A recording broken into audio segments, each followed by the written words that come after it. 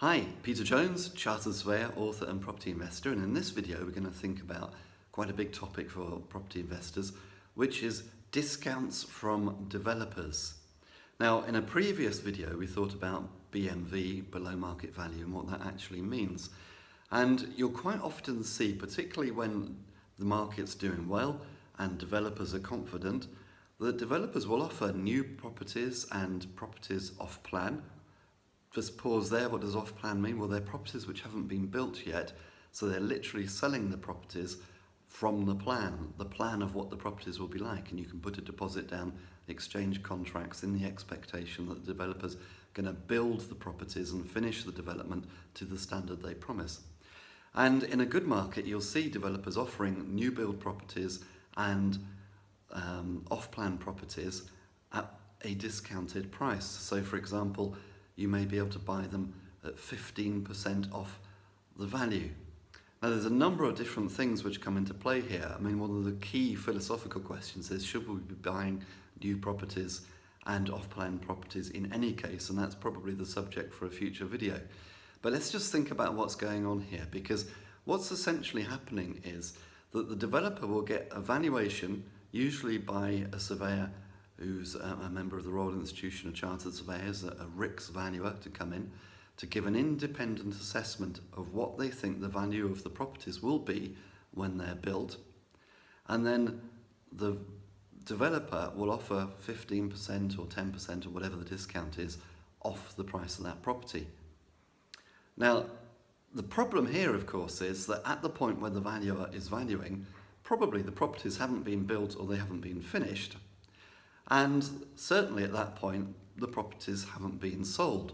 So there's no evidence or market evidence for the valuer to look at in order to decide the value of the property. Now, the key way that property is valued in the UK is by comparison, by comparing the property you're valuing with properties that have already sold and seeing what they sold for and making any allowances for differences in size and specification and so on.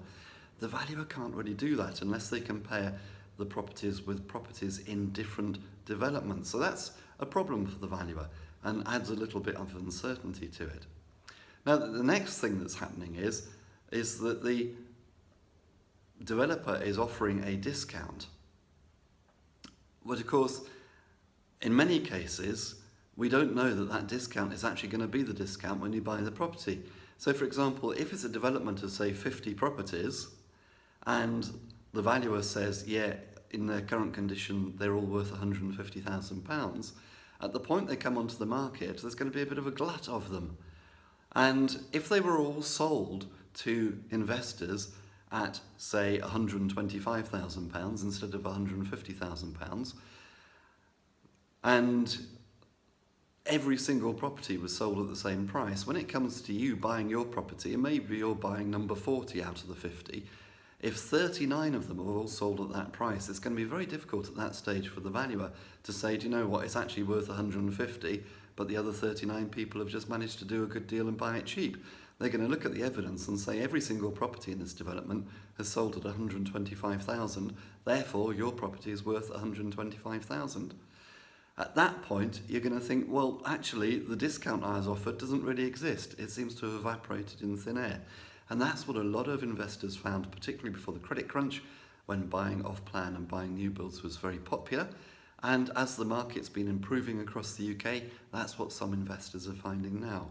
So the whole thing is somewhat fraught with difficulty, and you need to be very, very clear on your figures and be very clear that you're not buying in an area where perhaps it's going to become there's going to be a glut because they all come on the market at the same time, where it's become a buy-to-let ghetto, where all of the properties in a particular development have been sold on to buy-to-let investors. Notwithstanding the arguments about whether it's still really BMV or not, one has to then think, well, if I'm going to be competing with 50 other buy-to-let investors to let my property out, how quickly am I going to find a tenant and what rent will I be able to charge? Because again, it's going to be something of a buyer's market, isn't it? A renter's market, and they'll be able to negotiate the rent down. So just a few thoughts on that. Hope that helps. Hope to see you at my website, www.thepropertyteacher.co.uk, where you find links to my ebooks. And here's to successful property investing.